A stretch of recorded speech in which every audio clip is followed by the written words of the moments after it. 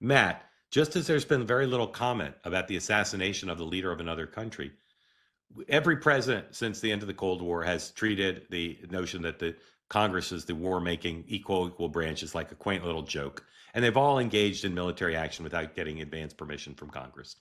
This is different, particularly if the president's right that this is a a 4 week or 5 week thing. This risks World War II. This is the entire American military is in conjunction with Israel.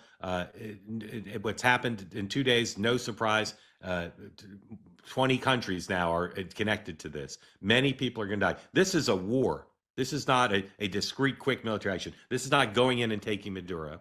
And I know the Democratic Party is saying that just that, but the Trump administration is doing this with impunity. They seem to have no care in the world that they can just, the king, the executive branch can just start a war and not even have to pretend that he needed Congress's authority. So what do you make of that?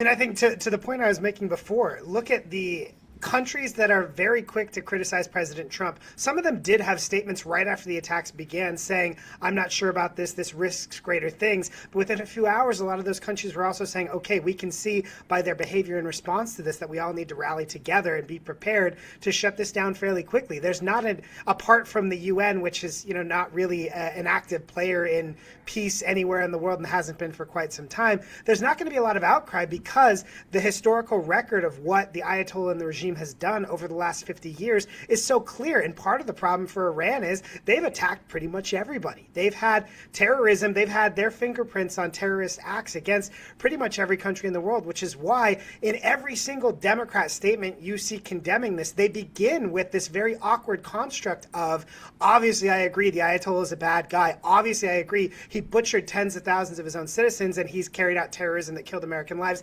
But, and then that after the but is always the challenge. And I think Democrats feel with some reason that they have a pretty good political position right now on this. But President Trump, I think, feels like he has the justification because of that long history, the fact they can show their work, that they've done months of trying to find a diplomatic solution on the nuclear issue. And they can say, we exhausted, we left no stone unturned on the diplomatic part of this. We can have a conversation about how imminent the threat was. But I think when you look at that history, the historical context, and the fact that the rest of the world is all rallying right now to what Donald Trump is doing, I think that's why he's feeling that impunity right now.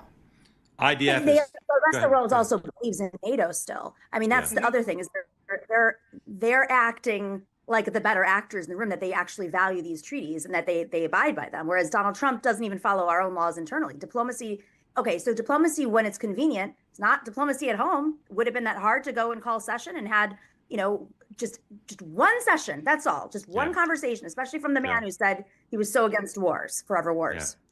Will Congress, a so-called co-equal branch, pass a war powers resolution by the end of the month? 46% chance that there'll be a war powers resolution. That seems very high to me, Matt, because I don't think they'll get the votes to do it. We already know they don't have the votes. You've got, even Democrats in the Senate like Fetterman saying they're against it. And I think Republicans feel like they have a pretty good case to make about this operation currently following the War Powers Act. Yeah. Naomi, what do you think? High, low, about right? I think I agree with Matt entirely. I think the temperature is just going to get worse. Juxtapose that with, the timing of Epstein, that, this is, let's not forget, that's the big topic on Capitol Hill right now. So put those two things together. And the fact that we're going into midterms, not looking good for Trump. Cozy Earth will give you 20% off. Use the promo code 2way at cozyearth.com. 20% off everything. Towels, sheets, blankets, pants, shirts. Everything on the site is 20% off. Go to cozyearth.com. Use the promo code 2way. It's an opportunity to do what so many members of the 2way community have done. Listen to me, buy something with 20% off, and then have it basically revolutionize your life. Now, some of this is just serviceable, I'm not going to lie, but the pants, the bubble cuddle blanket, and the towels, if you have a tactile sensibility as I do, will change your life. Probably forever, but at least for the foreseeable future. All available to you now. 20% off. The bubble cuddle blanket is, as they say, next level. I don't know what that means, but it says here I'm supposed to say that. So start your new year off right. Is it still the new year? March 2nd? I don't think so. This probably needs to be updated. But go to cozyearth.com. Use the promo code 2way for 20% off. Refresh your routines with comfort that makes every day feel like a new year. Hey, want to be part of the two-way community all the time? Hit the subscribe button. Great video clips like this, plus conversations like no other, full episodes and more, always available on this channel. You got to hit subscribe to never miss a thing. You can now listen to full episodes of The Morning Meeting and Two Way Tonight on Apple, Spotify, or wherever you get your podcasts.